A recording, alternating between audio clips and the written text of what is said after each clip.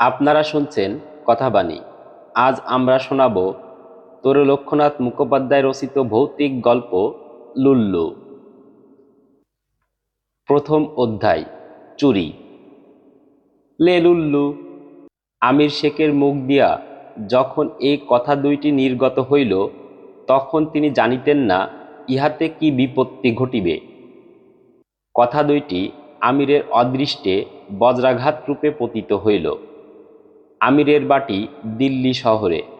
আমির জাতিতে মুসলমান। একদিন অন্ধকার রাত্রিতে আমিরের বিবি একেলা বাহিরে গিয়াছিলেন। পরিহাস করিয়া স্ত্রীকে ভয় দেখাইবার নিমিত্ত আমির ভিতর হইতে বলিলেন, লে লুল্লু, অর্থাৎ কিনা, লুল্লু, তুই আমার স্ত্রীকে ধরিয়া লইয়া যা। লুল্লু কোনো দুরন্ত বাঘেরও নাম নয়, কিংবা ছুরিধারী কানকাটারও নাম নয়। লুল্লু একটি বাজে কথা, ইহার কোনো মানে নাই। অভিধানে ইহা দেখিতে পাওয়া যায় না।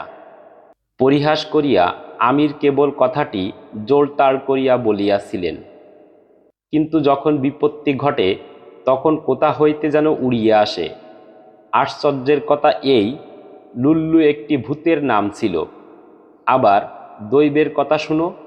লুল্লু সেই রাত্রিতে, সেই মুহূর্তে আমিরের বাটির ছাদের আলিশার উপর পা ঝুলাইয়া বসিয়াছিল। হঠাৎ কে তাহার নাম ধরিয়া ডাকিল। সে চমকিয়া উঠিল, শুনিল কে তাহাকে কি লইতে বলিতেছে।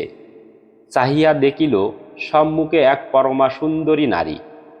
তাহাকেই লইয়া যাইবার নিমিত্ত লুল্লুকে অনুরোধ করা হইতেছে। এরূপ সামগ্রী পাইলে দেবতারাও তদ্দণ্ডে নিকা করিয়া ফেলেন। তা ভূতের কথা ছাড়িয়া দিন। চকিতের ন্যায় দুর্ভাগা রমণীকে লুল্লু আকাশপথে কোথায় যে উড়াইয়া লইয়া গেল, তার আর ঠিক নাই। আমির ঘরের ভিতরে থাকিয়া মনে করিতেছিলেন, স্ত্রী এই আসে, এই আসে, এই আসে করিয়া অনেকক্ষণ হইয়া গেল, তবুও তাহার স্ত্রী ফিরিয়া আসিলেন না। তখন তাহার মনে ভয়ের সঞ্চার হইল। তখন তিনি স্ত্রীকে ডাকিলেন, কিন্তু সাড়া শব্দ কিছুই পাইলেন না। বাহিরে নিবিড় অন্ধকার, নিঃশব্দ। বাহিরে আসিয়া এখানে ওখানে চারিদিকে স্ত্রীকে খুঁজিলেন, কোথাও দেখিতে পাইলেন না। তবুও মনে এই আশা হইল, স্ত্রী বুঝি তামাশা করিয়া কোথাও লুকাইয়া আছে। তাই পুনরায় আতিপাতি করিয়া সমস্ত বাড়ি অনুসন্ধান করিলেন। বাড়ির ভিতর স্ত্রীর নামগন্ধও নাই। আবার আশ্চর্যের কথা এই যে, বাড়ির দ্বার বন্ধ। সন্ধ্যাকালে নিজে তিনি যেরূপ বন্ধ করিয়াছিলেন, সেই রূপ বন্ধই রহিয়াছে। তবে তাহার স্ত্রী কোথায় গেলেন? পতিব্রতা সতী সাধ্বী আমির রমণী বাড়ির বাহিরে কখনোই পদার্পণ করিবেন না। আর যদিও তাহার এরূপ কুমতি হয়, তাহা হইলে দ্বার তো আর ফুরিয়া যাইতে পারেন না। দারুণ কাতর হইয়া আমির এইসব চিন্তা করিতে লাগিলেন। আমিরের চক্ষু হইতে বুক বহিয়া অবিরত জল পড়িতে লাগিল। প্রিয়তমা গৃহলক্ষ্মীকে গৃহে না দেখিয়া গৃহ শূন্য, জগৎ শূন্য, হৃদয় শূন্য, আমির সবই শূন্য দেখিতে লাগিলেন। কেবল শূন্য নয়, গ্রীষ্মকালের আতপতাপিত বালুকাময় মরুভূমির ন্যায় ধু ধু করিয়া হৃদয় তাহার জ্বলিতে লাগিল। আমি আমার নারীরত্নকে আপন হাতেই বিলাইয়া দিলাম। আমার কথা মতো তাহাকে জিনেই লইয়া গেল, কি ভূতেই লইয়া গেল, কি স্বয়ং শয়তান আসিয়া লইয়া গেল, কিছুই বুঝিতে পারিতেছি না। হাই হাই, কি হইল? এইরূপে আমির নানা প্রকার খেদ করিয়া কাঁদিতে লাগিলেন। অবশেষে চক্ষু মুছিয়া দ্বার খুলিয়া পাড়া প্রতিবেশীকে ডাকিলেন। পাড়া প্রতিবেশীরা সকলে দৌড়িয়া আসিল। সকলেই পুনরায় তন্ন তন্ন করিয়া আমিরের বাটি অন্বেষণ করিল। আমিরের বাটি দেখিবার পর পাড়ার এ ঘরে ও ঘরে যথাবিধি অন্বেষণ হইল। গলি ঘুজি সকল স্থানেই দেখা হইল। খুঁজিতে আর কোথাও বাকি রহিল না। কিন্তু আমিরের স্ত্রীকে কেহই খুঁজিয়া পাইলেন না। প্রতিবেশীরা ক্রমে কানাকানি করিতে আরম্ভ করিল। নিশ্চয়ই আমিরের বিবি কোনো পুরুষের সঙ্গে বাহির হইয়া গিয়াছে। এরূপ সুন্দরী নবযৌবনা রমণী আপিমসির ঘরে কতদিন থাকিতে পারে? আমির একটু একটু পাকা আফিম খাইতেন। তাহার এই দোষ। এক তো স্ত্রী গেল, তারপর যখন এই কলঙ্কের কথা আমিরের কানে উঠিল, আফিমসি হউন, তখন তাহার হৃদয়ে বড়ই ব্যথা লাগিল। তিনি ভাবিলেন, দূর হউক, এই সংসারে আর থাকিব না, লোকের কাছে আর মুখ দেখাইব না, ফকিরি লইয়া দেশে দেশে বেড়াইব। যদি সে প্রিয়তমা লাইলারূপী সাধ্বীকে পুনরায় পাই, তবেই দেশে ফিরিয়া আসিব, না হইলে মজনুর মতো এ সার জীবন একান্তই বিসর্জন দিব। এই রূপ ভাবিয়া চিন্তিয়া ফকিরের বেশে আমির ঘর হইতে বাহির হইলেন। সঙ্গে কিছুই লইলেন না, লইলেন কেবল একটি টিনের কৌটা, একটি বাঁশের নল আর একটি লোহার টেকো। আমির কিছু শৌখিন পুরুষ ছিলেন। টিনের কৌটার ঢাকনের উপর কাচ দেওয়া ছিল, আরশির মতো তাহাতে মুখ দেখা যাইত। পান খাইয়া আমির তাহাতে কখনো কখনো মুখ দেখিতেন, ঠোঁট লাল হইল কিনা। বাঁশের নলটি তাহার বড়ই স্বাদের জিনিস ছিল। এক সাহেবের সঙ্গে খানসামা হইয়া একবার তিনি পাহাড়ে গিয়াছিলেন, সেইখানে এই শখের জিনিসটি ক্রয় করেন। ইহার গায়ে হিজিবিজি কালো কালো অনেক দাগ ছিল। আমির মনে করিতেন, নলে সেগুলি অলঙ্কার নহে, সেগুলি অক্ষর, চীনা ভাষার অক্ষর। তাহাতে লেখা ছিল, চীন দেশীয় মহাপ্রাচীরের সন্নিকট লিংটি শহরের মোপিং নামক কারিগরের দ্বারা এই নলটি প্রস্তুত হইয়াছে। নল নির্মাণ কাজে মোপিং অদ্বিতীয় কারিগর। জগৎ জুড়িয়া তাহার সুখ্যাতি। মূল্য 4 আনা। যাহার নলের আবশ্যক হইবে, তিনি তাহারই নিকট হইতে যেন ক্রয় করেন। বাজে মেকর দিগের কাছে গিয়া যেন বৃথা অর্থ নষ্ট না করেন। মোপিংয়ের নল ক্রয় করিয়া যদি কাহারও মনোপুত না হয়, তাহা হইলে নল ফিরাইয়া দিলে মোপিং তৎক্ষণাৎ মূল্য ফিরাইয়া দিবেন। যা হোক, আমির যে নলটি কিনিয়াছিলেন, মনের মতো হইয়াছিল তাই রক্ষা, না হইলে মূল্য ফেরত লইতে হইত। যুধিষ্ঠির যে পথ দিয়া স্বর্গে গিয়াছিলেন, সেই তুষারময় হিমগিরি অতিক্রম করিয়া তিব্বতের পর্বতময় উপত্যকা পার হইয়া তাতারের সহস্র ক্রোশ মরুভূমি চলিয়া চীনের উত্তর সীমানায় লিংটি শহরে আমিরকে যাইতে হইত। সেখানে গেলে তবে মোপিংয়ের সহিত সাক্ষাৎ হইত। মোপিং সিকিটি ফিরাইয়া দিতেন। তাই বলি, ধর্মে রক্ষা করিয়াছে যে নলটি আমিরের মনোপুত হইয়াছিল যে প্রতিদিন ইহাতে অতি যত্নে আমির তৈল মাখাইতেন। তেল খাইয়া খাইয়া পাকিয়া ইহা ঈষৎ রক্তিম বর্ণ হইয়াছিল। কৌটার ভিতর বড়ই স্বাদের ধন, আমিরের প্রস্তুত করা আফিম থাকিত। ইতর ভাষায় যাহাকে লোকে চণ্ডু বলে। বাঁশের নলটি দিয়া চণ্ডুর ধূমপান করিতেন। টেকো দ্বারা কৌটা হইতে আফিম তুলিয়া নলের আগায় রাখিতেন। দ্বিতীয় অধ্যায়, রোজা। এই সকল সরঞ্জাম লইয়া আমির গৃহ হইতে বাহির হইলেন। দিল্লি পার হইলেন। কত নদ নদী গ্রাম প্রান্তর অতিক্রম করিলেন। দিনের বেলায় ভিক্ষা করিয়া খান, সন্ধ্যা হইলে গাছতলায় হোক কি মাঠে হোক পড়িয়া থাকেন। খোদা খোদা করিয়া কোনো মতে রাত্রি কাটান। এই রূপে কতদিন অতিবাহিত হইয়া গেল। স্ত্রীকে পুনরায় পাইবার আশা আমিরের মন হইতে ক্রমেই অন্তর্হিত হইতে লাগিল। হয় ফকিরি করিয়া সমস্ত জীবন কাটাইতে হইবে, না হয় একটা বুড়ো হাবড়া নিকা করিয়া পুনরায় ঘরকন্যা করিতে হইবে। এই ভাবিয়া শোকে তিনি নিতান্তই আকুল হইয়া পড়িলেন। একদিন তিনি একটি গ্রামে গিয়া উপস্থিত হইলেন। সেখানে একজনদের বাটির সম্মুখে অনেকগুলি লোক বসিয়া আছে দেখিলেন। জিজ্ঞাসা করিয়া জানিলেন যে সে গ্রামটি পশ্চিমে চক্রবেড় বিশেষ। যেখানে লোক বসিয়াছিল সেটা জানের বাড়ি। গৃহস্বামী একজন প্রসিদ্ধ গণৎকার। ভূত ভবিষ্যৎ বর্তমান সকলই প্রত্যক্ষ দেখিতে পান। সংসারে তাহার কাছে কিছুই গুপ্ত নাই। অদৃষ্টের লিখন তিনি জলের মতো পড়িতে পারেন। সামুদ্রিকে হনুমানের চেয়ে ব্যুৎপত্তি। ললাটেকি হাতে যে ভাষায় বিধাতা কেন আঁচড় পিচড় পাড়িয়া থাকুন না, ইংরেজিতে হোক কি ফরাসিতে হোক, দেব ভাষায় হোক কি দানব ভাষায় হোক, সকলে তিনি অবাধে পড়িতে পারেন। চুরি জুয়াচুরি সকলই বলিয়া দিতে পারেন। অবোধ গভর্নমেন্ট যদিও তাহাকে একটিও পয়সা কি একটিও টাইটেল দেন নাই সত্য, দূর দূরান্ত হইতে তাহার নিকট লোক আসিয়া থাকে। 5টি পয়সা আর 5-6 আটা দিয়া ভূত ভবিষ্যৎ গণায়া লয়। আমির বলিলেন, আমিও জানের বাড়ি যাই ইনশাল্লাহ তাআলা। কে আমার বিবিকে লইয়া গিয়াছে সে গনিয়া দিবে। আমির গিয়া জানের বাটির সম্মুখে বসিলেন। অন্যান্য লোকের গুণাগাতা হইয়া গেলে অতি বিনীতভাবে গণৎকারের নিকট তিনি আপনার দুঃখের কথা আগাগোড়া বলিলেন। গণৎকার ক্ষণকালের নিমিত্ত গাঢ় চিন্তায় নিমগ্ন হইলেন। অবশেষে 4খানা খাড়পড়া হাতে লইলেন। মন্ত্র পড়িয়া সেই 4খানি খড়পড়ায় ফু দিতে লাগিলেন। যখন মন্ত্র পড়া আর ফু দেওয়া হইয়া গেল, তখন একখানি উত্তর দিকে, একখানি দক্ষিণে, একখানি পূর্ব দিকে আর একখানি পশ্চিমে ছুঁড়িয়া ফেলিলেন। তারপর কিয়ৎক্ষণের নিমিত্ত চুপ করিয়া থাকিয়া বলিলেন, ফকিরজি, আপনার স্ত্রীকে ভূতে লইয়া গিয়াছে, কিন্তু করিব কি? আমি ভূতের রোজা নই। ভূতের উপর আমার কিছুমাত্র অধিকার নাই। যদি থাকিত, তাহা হইলে এতক্ষণ কোন কালে আপনার স্ত্রীকে আনিয়া দিতাম। তবে আপনাকে সন্ধান বলিয়া দিলাম, আপনি এক্ষণে একটি ভালো রোজার অনুসন্ধান করুন।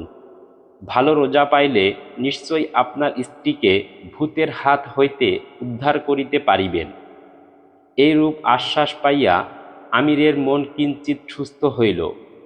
তাহার স্ত্রী যে কোনো দুষ্টু লম্পটের কুহকে পড়িয়া ঘর হইতে বাহির হয় নাই, এ দুঃখের সময় তাহাও শান্তির কারণ হইল। এখন রোজা চাই, কিন্তু ইংরেজের প্রভাবে আমাদের সকল ব্যবসায় একরূপ লোপ পাইয়াছে। অন্য ব্যবসার কথা দূরে থাকুক, ভূতদিগের ভূতে পাওয়া ব্যবসাটি পর্যন্ত লোপ হইয়া গিয়াছে। এই হতভাগা দেশের লোকগুলো এমনই ইংরেজি ভাবাপন্ন হইয়াছে যে কাহাকেও ভূতে পাইলে কি ডাইনে খাইলে বলে কিনা হিস্ট্রিয়া হইয়াছে। এ কথায় রক্ত মাংসের শরীরে রাগ হয়, ভূত দেহে তো রাগ হইবেই। তাই ঘৃণায় ভূতকুল এক বাক্য হইয়া বলিল, দূর হোক, আর কাহাকেও পাইব না। ডাইনিকুল এক বাক্য হইয়া বলিল, দূর হোক, আর কাহাকেও খাইব না। ভারতের ভূতকুল ও ডাইনিকুল আজ তাই মৌনী ও ম্রিয়মাণ। শ্মশান মশান আজ তাই নীরব।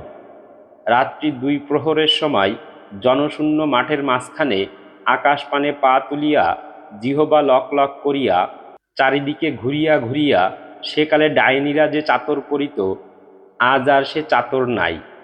মরি মরি, ভারতের সকল গৌরবই একে একে লোপ হইল।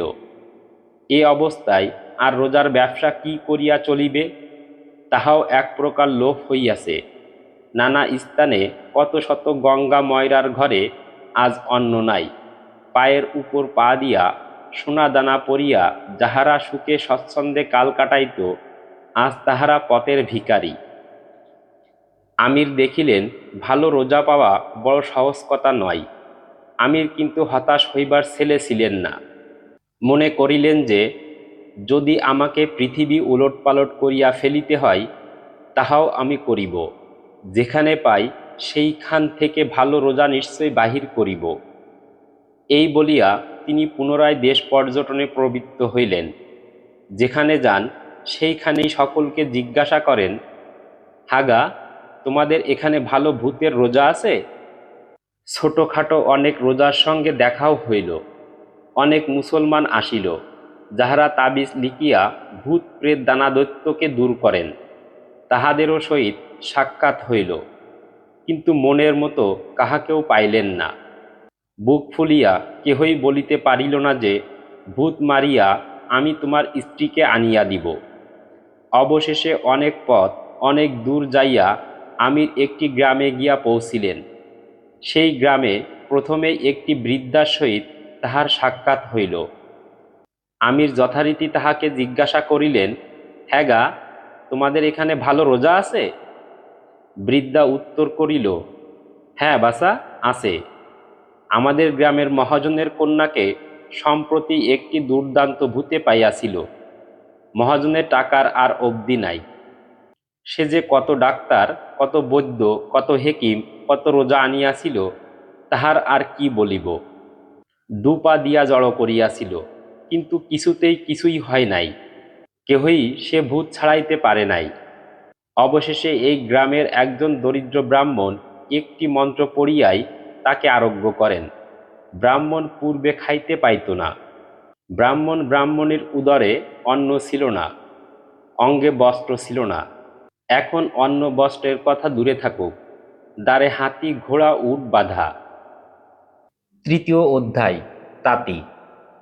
বলা বাহুল্য, আমির এই কথা শুনিয়া অবিলম্বে ব্রাহ্মণের দ্বারে গিয়া উপস্থিত হইলেন। ব্রাহ্মণের সহিত সাক্ষাৎ করিয়া ঝুঁকে সেলাম করিয়া তাহাকে আদ্যপান্ত আপনার দুঃখের কাহিনী বলিলেন। ব্রাহ্মণ বলিলেন, দেখো, ভূতে পাইলে আমি ছাড়াইতে পারি। ভূতে যদি কাহাকেও একেবারে উড়াইয়া লইয়া যায়, তাহার আমি কি করিতে পারি? পাহাড়ে লইয়া গিয়াছে কি সমুদ্রের ভিতর লুকাইয়া রাখিয়াছে, তাহা আমি কি করিয়া জানিব? ফকির সাহেব, তোমার স্ত্রীকে আনিয়া দেওয়া আমার সাধ্যাতীত। এই কথা শুনিয়া আমির মাথা হেঁট করিয়া সেইখানেই বসিয়া পড়িলেন। চক্ষু দিয়া টপ টপ করিয়া জল পড়িতে লাগিল। দুর্বাসা মুনির জাতি যেমন কঠিন তেমনি কোমল। সেই জলেই ব্রাহ্মণের মন ভিজিয়া একেবারে গলিয়া গেল। ব্রাহ্মণ বলিলেন, শোনো ফকিরজি, তোমাকে মনের কথা বলি, প্রকাশ করিও না। তাহা হইলে রোজা বলিয়া আমার যা কিছু মান সম্ভ্রম প্রতিপত্তি হইয়াছে সকলই যাইবে।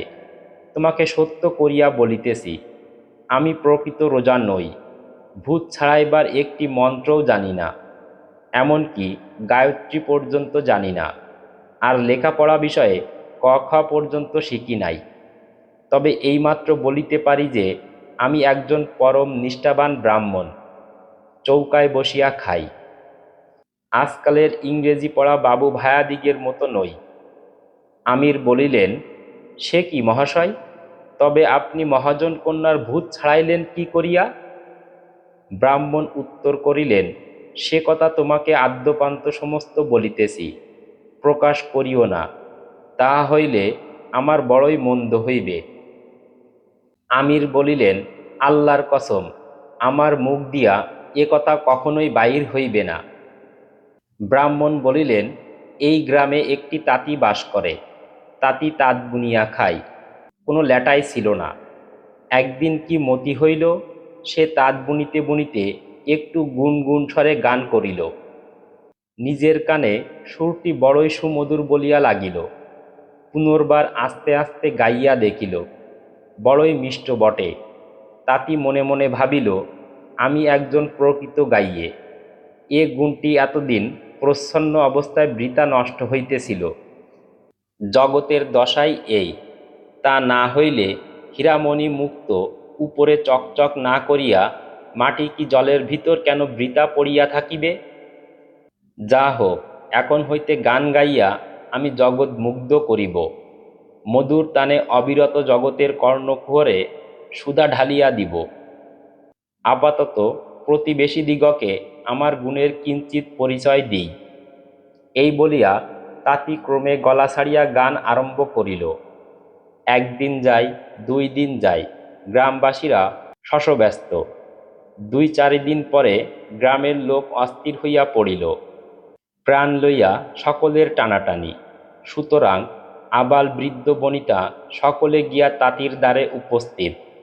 তাঁতিকে ডাকিয়া বলিল, বাপু হে, পুরুষানুক্রমে বহুদিন ধরিয়া আমরা এই গ্রামে বাস করিতেছি। তোমার গানের প্রভাবে আর আমরা এখানে তিষ্ঠিতে পারি না। বলতো, ঘর দ্বার ছাড়িয়া উঠিয়া যাই, আর না হয় চুপ করো, গানে ক্ষান্ত দাও। তাঁতি বলিল, না মহাশয়, সে কি কথা, গ্রাম হইতে উঠিয়া যাইবেন কেন?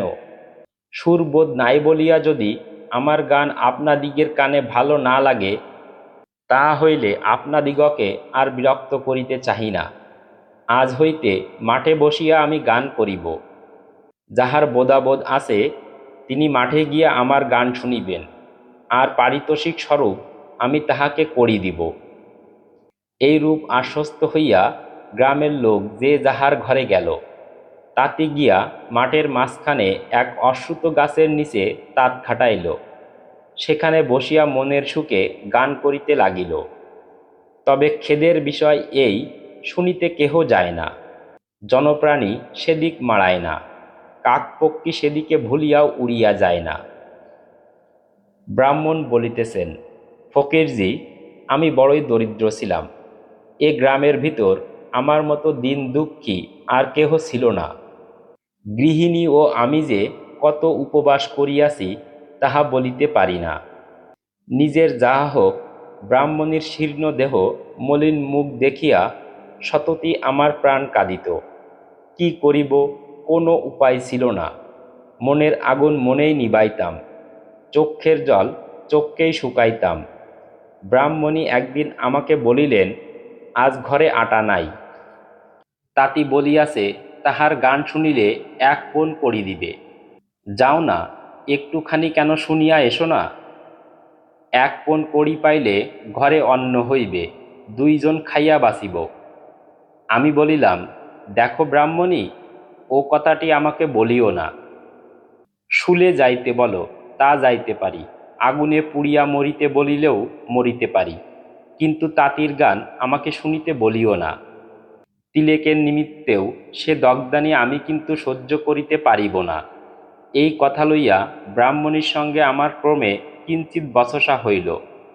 ব্রাহ্মণী আমাকে ঘর হইতে ঠেলিয়া বাহির করিয়া দিলেন, বলিলেন, যাও, একটুখানি তাঁতির গান শুনিয়া 1 পণ কড়ি লইয়া আইসো। পথে বাহির হইয়া আমি মনে মনে ভাবিলাম, কি করিব, তাঁতির গান কি করিয়া শুনি। অথচ কড়ি না লইয়া আসিলে ব্রাহ্মণী আর রক্ষা রাখিবেন না। তাঁতির গান শোনার চেয়ে মরা ভালো, এ ছাড় জীবনে আর কাজ নাই, গলায় দড়ি দিয়াই মরি।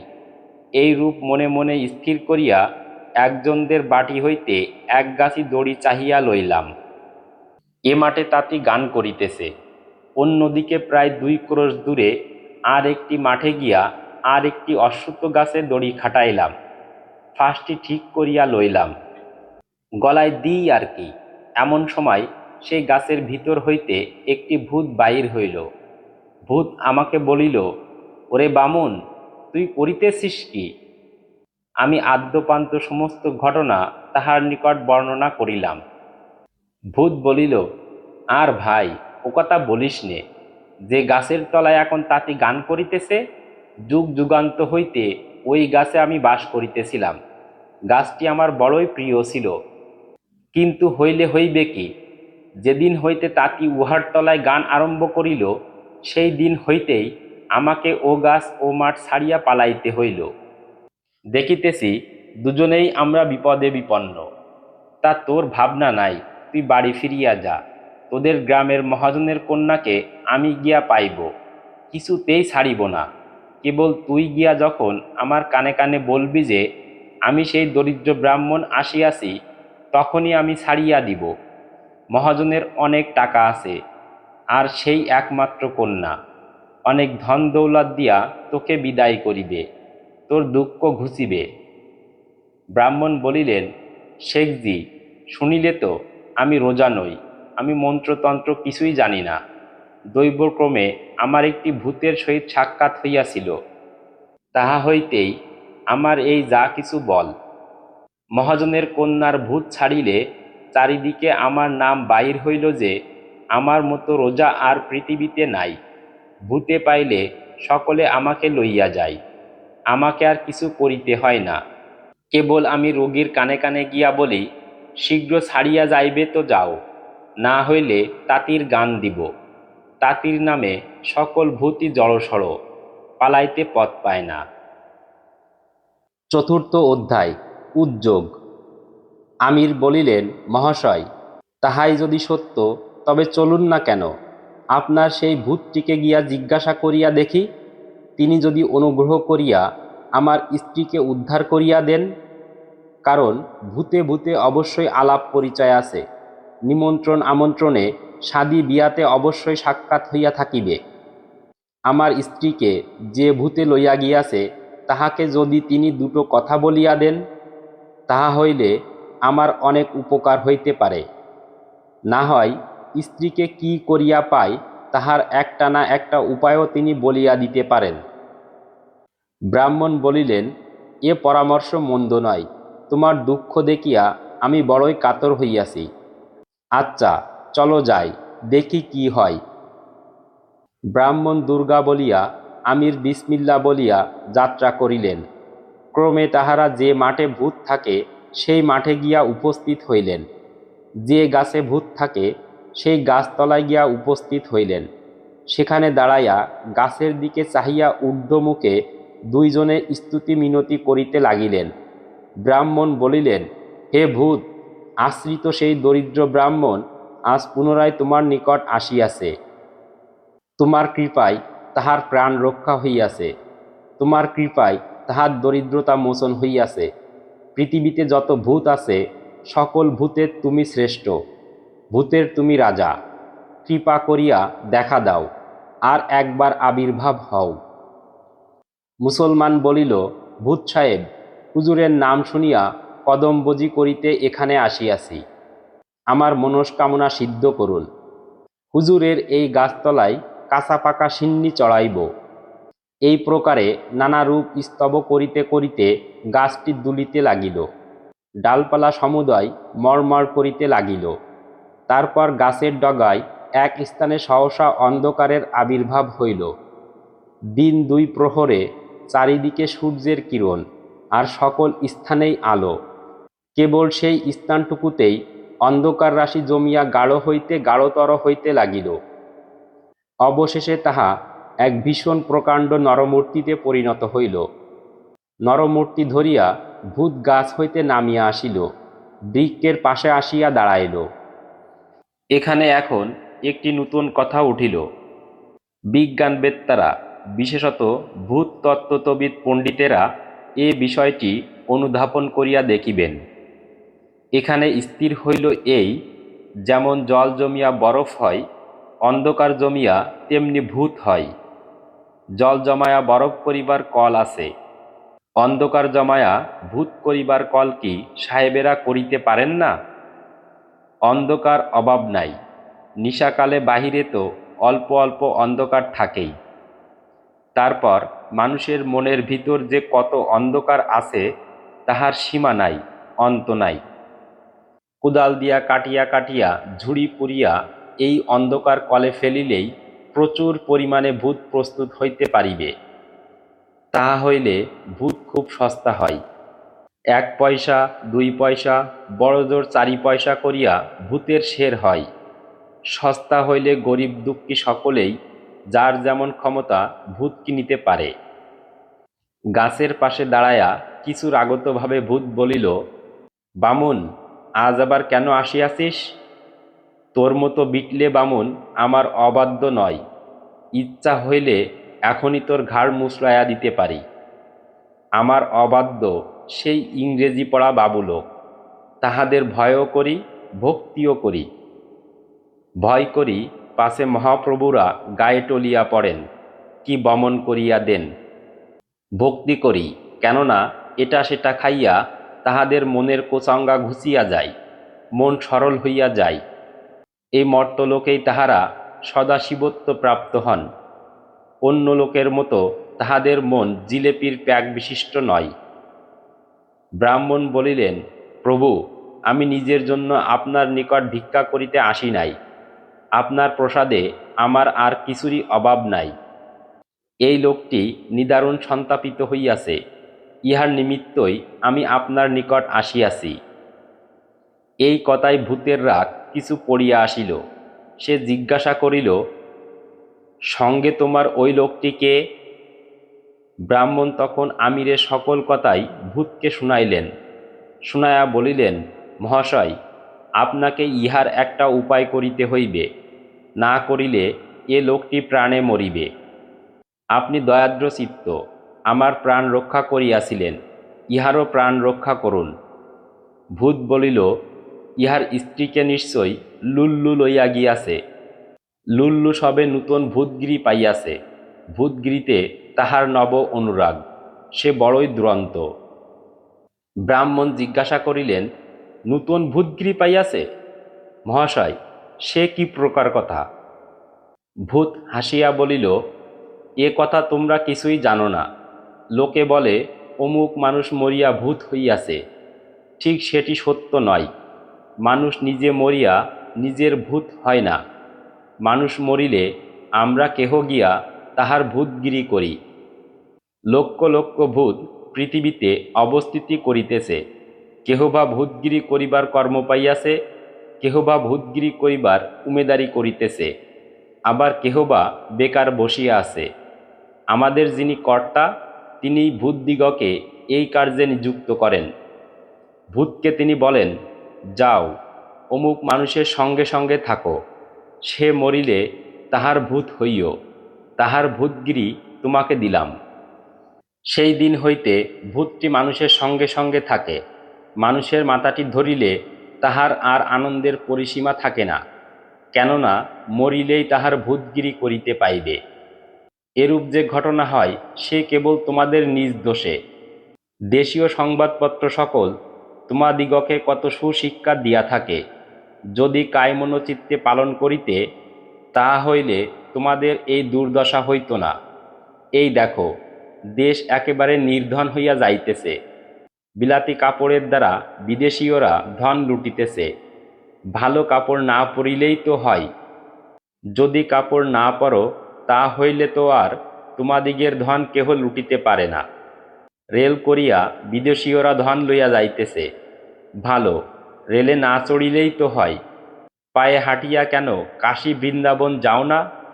তা যদি করো, তা হইলে বিদেশীয়রা তোমাদিগের দেশে রেল করিতে কখনোই আসিবে না।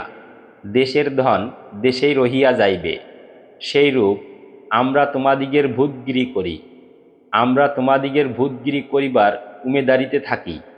ভালো, তোমরা যদি মরা ছাড়িয়া দাও, তাহা হইলে তো কেহ তোমাদের ভূতগিরি করিতে আসে না। তাই বলি, না মরিলেই তো সকল কথা ফুরাইয়া যায়। নিজে তোমরা মরিবে, আর যত দোষ আমাদের। অপরাধের মধ্যে এই যে আমরা তোমাদিগের ভূতগিরি করি। যা হোক, লল্লু বহুদিন হইল ভূতগিরি করিবার জন্য দরখাস্ত করিয়াছিল। তাহার কপালে ভালো ভূতগিরি কোথাও জোটে নাই। অবশেষে কর্তা তাহাকে দুঃখীরাম চণ্ডালের ভূতগিরির উমেদারিতে নিযুক্ত করেন। দুঃখীরাম যদিও বৃদ্ধ হইয়াছিল, তথাপি তাহার শক্তি সামর্থ্য বিলক্ষণ ছিল। কিছুতেই মরিতে চায় না। বৃদ্ধের কুব্যবহারে লুল্লু বড়ই বিরক্ত হইয়াছিল। আজ অল্পদিন হইল দুঃখীরামের মৃত্যু হইয়াছে। লুল্লু তাহার ভূতগিরি পাইয়াছে। লুল্লু একটি সভ্য ভব্য নব্য ভূত। সে যে এতদিন পরে এখন মনের সাধে ভূতগিরি করিতেছে, তোমাদের মুখে একথা শুনিয়া বড়ই সুখী হইলাম। ব্রাহ্মণ বলিলেন, সে কি কথা মহাশয়? দুরাচার লুল্লুর কার্যে আপনি সন্তুষ্ট? আমরা যে আপনার নিকট তাহার নামে অভিযোগ করিতে আসিয়াছি, ইহার স্ত্রীকে আপনি উদ্ধার করিয়া দিবেন, সেই প্রার্থনায় যে আপনার কাছে আসিয়াছি। এই রূপে অনেক বাদানুবাদের পর ভূত বলিল, দেখো, আমি এক্ষণে বৈরাগ্য ধর্ম অবলম্বন করিয়াছি। সংসারের বাদ বিসংবাদ ভালো মন্দ কিছুতেই থাকি না। আমি জানি না লুল্লু এখন ইহার স্ত্রীকে কোথায় রাখিয়াছে। অন্বেষণ করি, এরূপ অবকাশ আমার নাই। তোমরা এক কাজ করো, এখান হইতে 10 ক্রোশ দূরে মাঠের মাঝখানে একটি পুরাতন কূপ আছে। সে কূপে এখন জল নাই। তাহার ভিতর ঘ্যাগো বলিয়া একটি ভূত বাস করে। ঘ্যাগো সকল সংবাদ রাখিয়া থাকে। ভূতদিগের মধ্যে সে একরূপ গেজেট। তোমরা তাহার নিকট যাও, সে সকল সন্ধান বলিয়া দিবে। তবে কথা এই, আজ কিছুদিন হইল ঘ্যাগো মনোদুঃখে জ্বর হইয়াছে। মনের খেদে বিরলে সে কূপের ভিতর বসিয়া আছে। কথা কহে না, ডাকিলে উত্তর দেয় না। তাহার দেখা পাওয়া ভার।